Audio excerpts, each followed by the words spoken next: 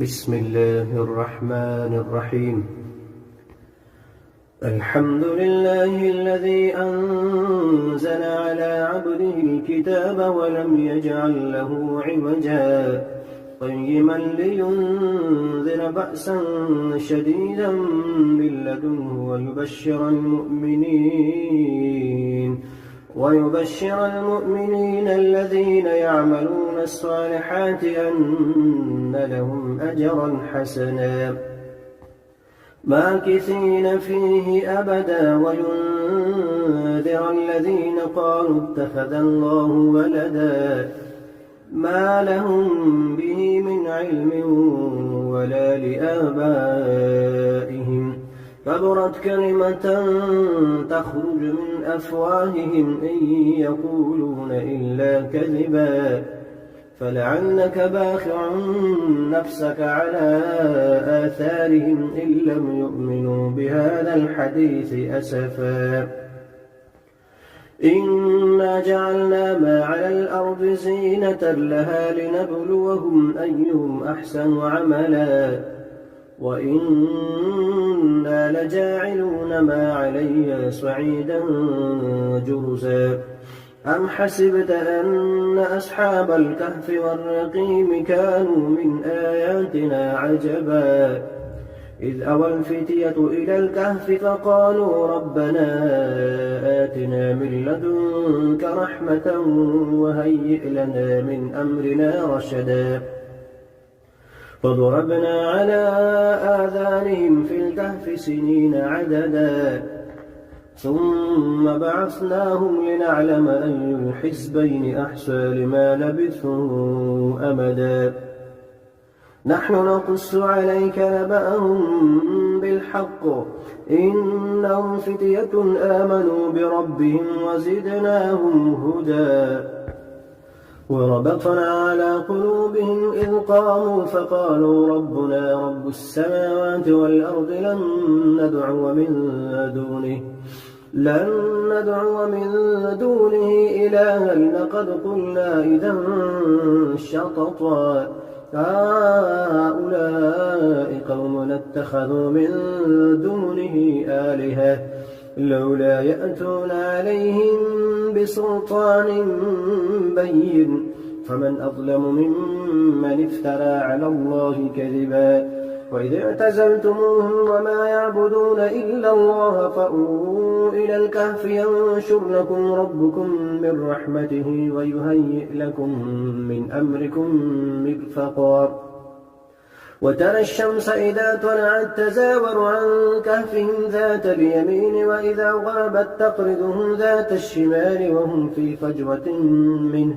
ذلك من آيات الله من يهد الله فهو المهتد ومن يضلل فلن تجد له وليا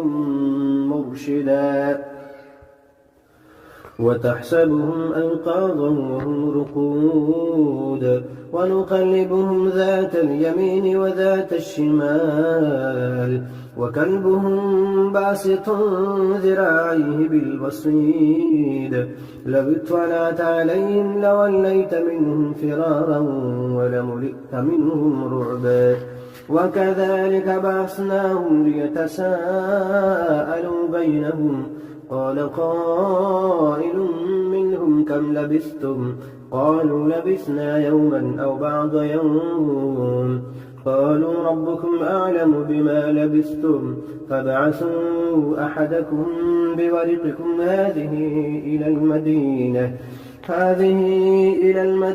فلينظر أيها أزكى طعاما فليأتكم برزق منه وليتلطف ولا يشعرن بكم أحدا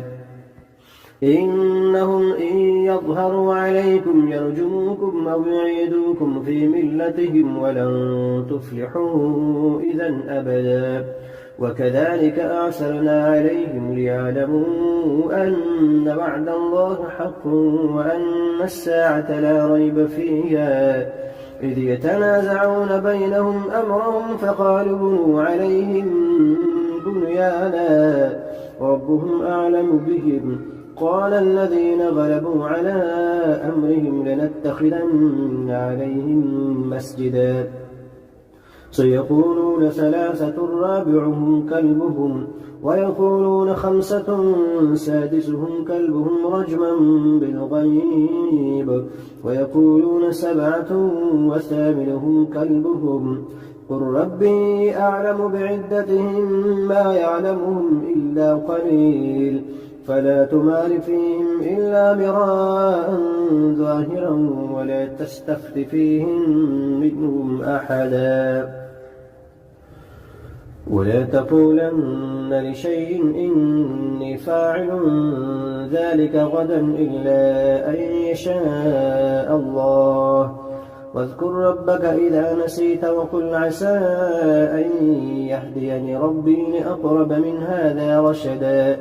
ولبثوا في كهفهم 300 سنين وازدادوا 9 قل الله أعلم بما لبثوا له غيب السماوات والأرض أبصر به وأسمع ما لهم من لدونه من ولي ولا يشرك في حكمه أحدا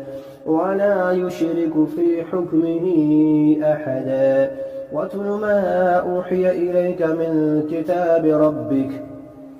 لا مبدل لكلماته ولن تجد من دونه ملتحدا واصبر نفسك مع الذين يدعون ربهم بالغداة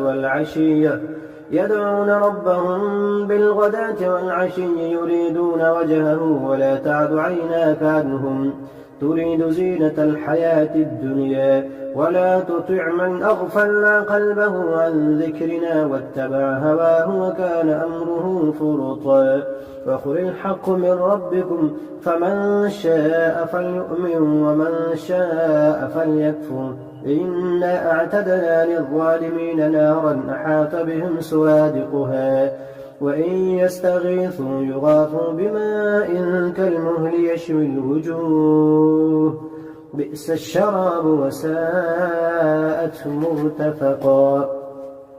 إن الذين آمنوا وعملوا الصالحات إنا لا نضيع أجر من أحسن عملا أولئك لهم جنات عدن تجري من تحتهم الأنهار يحلون فيها من أسابر من ذهب ويلبسون ثيابا خضرا من سندس واستبرق متكئين فيها على الأرائك نعم الثواب وحسنت مرتفقا واضرب لهم مثلا رجلين جعلنا لأحدهما جنتين من أعناب وحففناهما بنخل وجعلنا بينهما زرعا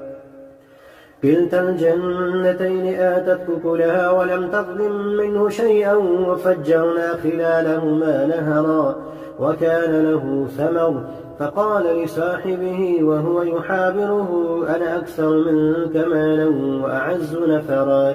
ودخل جنته وهو ظالم لنفسه قال ما أظن أن تبيد هذه أبدا وما أظن الساعة قائمة ولئن رددت إلى ربي لأجدن خيرا منها منقلبا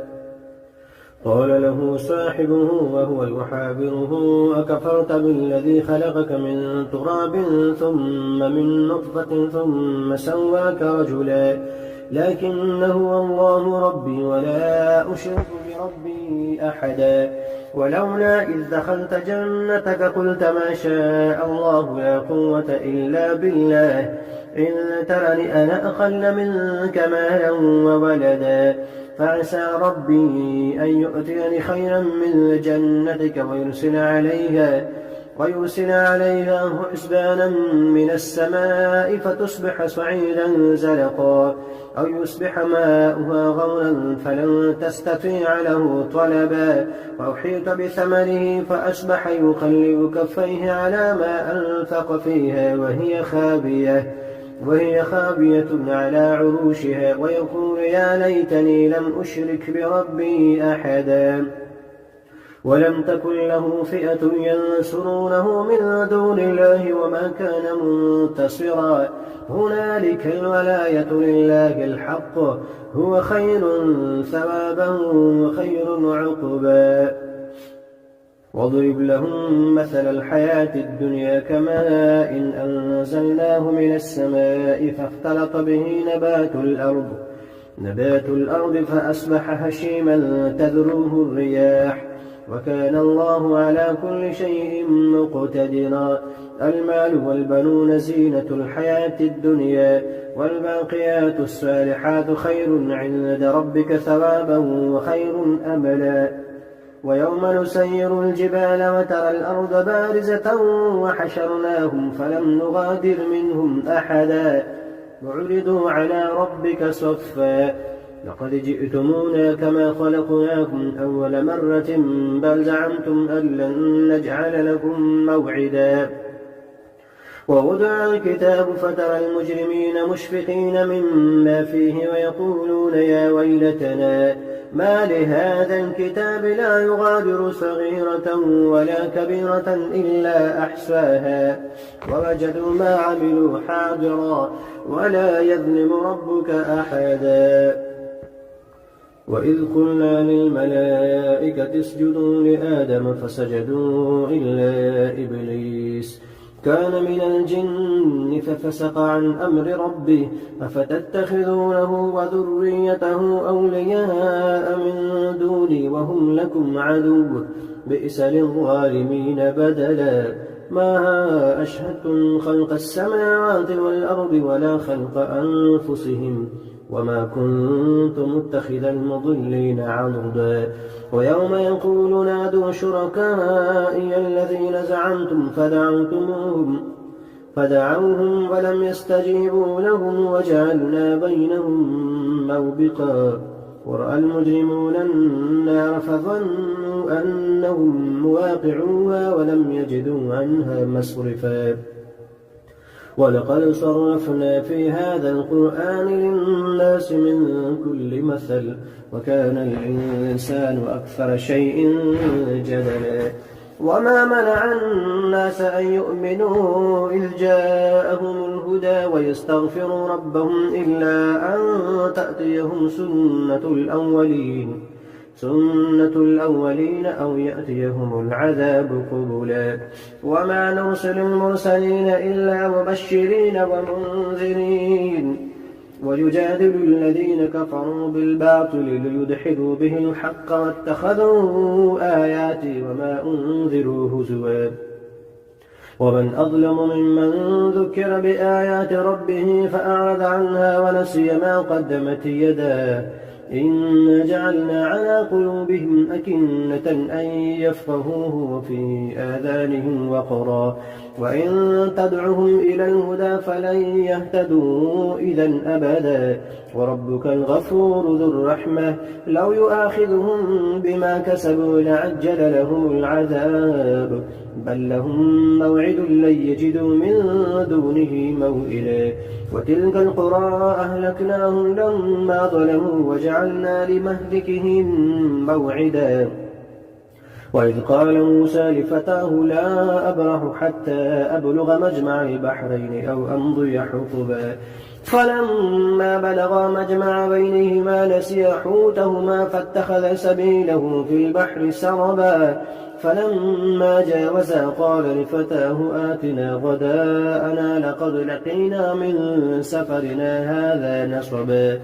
قال أرأيت إذ أوينا إلى الصخرة فإني نسيت الحوت وما أنسانيه إلا الشيطان أن أذكره واتخذ سبيله في البحر عجبا قال ذلك ما كنا نبغي فارتد على آثارهما قصصا فوجدا عبدا من عبادنا آتيناه رحمة من عندنا وعلمناه من لدنا علما قال له موسى هل أتبعك على أن تعلمني مما علمت رشدا قال إنك لن تستطيع معي صبرا وكيف تصبر على ما لم تحط به خبرا قال ستجدني إن شاء الله صابرا ولا أعصي لك أمرا قال فإن اتبعتني فلا تسألني عن شيء حتى أحدث لك منه ذكرا فانطلقا حتى إذا ركبا في السفينة خرقها قال أخرقتها لتغرق أهلها لقد جئت شيئا إمرا قال ألم أقل إنك لن تستطيع معي صبرا قال لا تؤاخذني بما نسيت ولا ترهقني من أمري عسرا فانطلقا حتى إذا لقيا غلاما فقتله قال أقتلت نفسا زكية بغير نفس لقد جئت شيئا نكرا قال ألم نقل لك إنك لن تستطيع معي صبرا قال إن سألتك عن شيء بعدها فلا تصاحبني قد بلغت من لدني عذرا فانطلقا حتى إذا أتيا أهل قرية استطعما أهلها فأبوا أن يضيفوهما فوجدا فيها جدارا يريد أن ينقض فأقامه قال لو شئت لاتخذت عليه أجرا قال هذا فراق بيني وبينك سأنبئك بتأويل ما لم تستطع عليه صبرا أما السفينة فكانت لمساكين يعملون في البحر فأردت أن أعيبها وكان وراءهم ملك يأخذ كل سفينة غصبا وأما الغلام فكان أبواه مؤمنين فخشينا أن يرهقهما طغيانا وكفرا فأردنا أن يبدلهما ربهما خيرا منه زكاة وأقرب رحما وأما الجدار فكان لغلامين يتيمين في المدينة وكان تحته كنز لهما وكان أبوهما صالحا فأراد ربك أن يبلغا أشدهما ويستخرجا كنزهما رحمة من ربك وما فعلته عن أمري ذلك تأويل ما لم تستطع عليه صبرا ويسألونك عن ذي القرنين قل سأتلو عليكم منه ذكرا إنا مكنا له في الأرض وآتيناه من كل شيء سببا فأتبع سببا حتى إذا بلغ مغرب الشمس وجدها تغرب في عين حمئة ووجد عندها قوما قلنا يا ذا القرنين إما أن تعذب وإما أن تتخذ فيهم حسنا قال أما من ظلم فسوف نعذبه ثم يرد إلى ربه فيعذبه عذابا نكرا وأما من آمن وعمل صالحا فله جزاء الحسنى وسنقول له من أمرنا يسرا ثم أتبع سببا حتى إذا بلغ مطلع الشمس وجدها تطلع على قوم لم نجعل لهم من دونها سترا كذلك فقد أحطنا بما لديه خبرا ثم أتبع سببا حتى إذا بلغ بين السدين وجد من دونهما قوما لا يكادون يفقهون قولا قالوا يا ذا القرنين إن يأجوج ومأجوج مفسدون في الأرض فهل نجعل لك خرجا على أن تجعل بيننا وبينهم سدا قال ما مكنني فيه ربي خير فأعينوني بقوة أجعل بينكم وبينهم ردما آتوني زبر الحديد حتى إذا ساوى بين الصدفين قال انفخوا حتى إذا جعله نارا قال آتوني أفرغ عليه قطرا فما استطاعوا أن يظهروه وما استطاعوا له نقبا قال هذا رحمة من ربي فإذا جاء وعد ربي جعله دكاء وكان وعد ربي حقا وتركنا بعضهم يومئذ يموج في بعض ونفخ في السور فجمعناهم جمعا وعرضنا جهنم يومئذ للكافرين عرضا الذين كانت أعينهم في غطاء عن ذكري وكانوا لا يستطيعون سمعا أفحسب الذين كفروا أن يتخذوا عبادي من دوني أولياء إنا أعتدنا للكافرين نزلا قل هل ننبئكم بالأخسرين أعمالا الذين ضل سعيهم في الحياة الدنيا وهم يحسبون أنهم يحسنون صنعا أولئك الذين كفروا بآيات ربهم ولقائه فحبطت أعمالهم فلا نقيم لهم يوم القيامة وزنا إن الذين آمنوا ذلك جزاؤهم جهنم بما كفروا واتخذوا آياتي ورسلي هزوا إن الذين آمنوا وعملوا الصالحات كانت لهم جنات الفردوس نزلا خالدين فيها لا يبغون عنها حولا قل لو كان البحر مدادا لكلمات ربي لنفد البحر قبل أن تنفد كلمات ربي ولو جئنا بمثله مددا قل إنما أنا بشر مثلكم يوحى إلي أنما إلهكم إله واحد فمن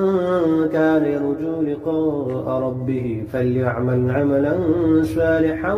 ولا يشرك بعبادة ربه أحدا.